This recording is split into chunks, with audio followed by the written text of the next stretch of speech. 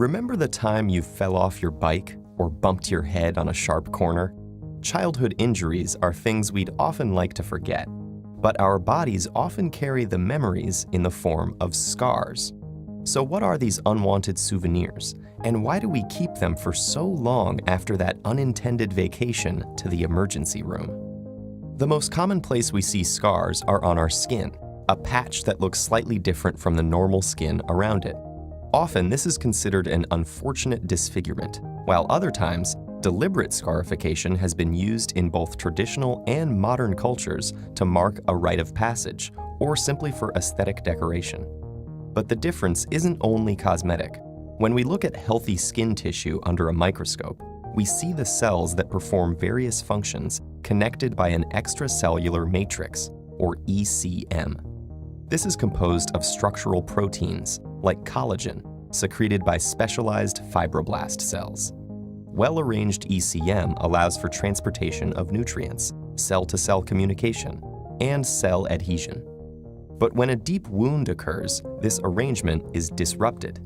During the process of wound healing, collagen is redeposited at the wound site. But instead of the basket weave formation found in healthy tissue, the new ECM is aligned in a single direction, impeding intercell processes and reducing durability and elasticity.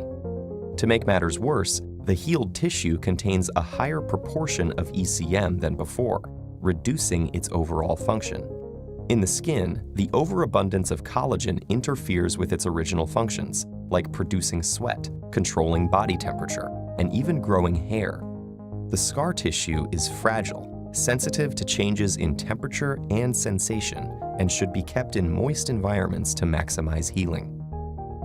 This presence of excessive fibrous connective tissue in an organ is known as fibrosis. And if that term sounds familiar, it's because our skin is not the only organ vulnerable to scarring. Cystic fibrosis is a genetic disorder that causes scarring of the pancreas, while pulmonary fibrosis is a scarring of the lungs, resulting in shortness of breath.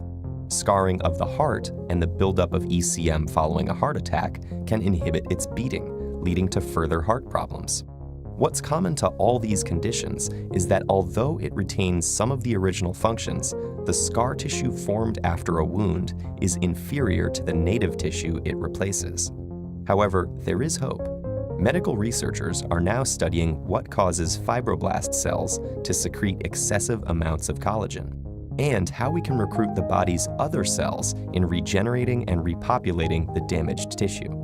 By learning how to better control wound healing and the formation of scar tissue, we can utilize the multi-billion-dollar budgets currently used to address the aftermath of wounding in a much more efficient manner and help millions of people live better and healthier lives. But until then, at least some of our scars can help us remember to avoid the sorts of things that cause them.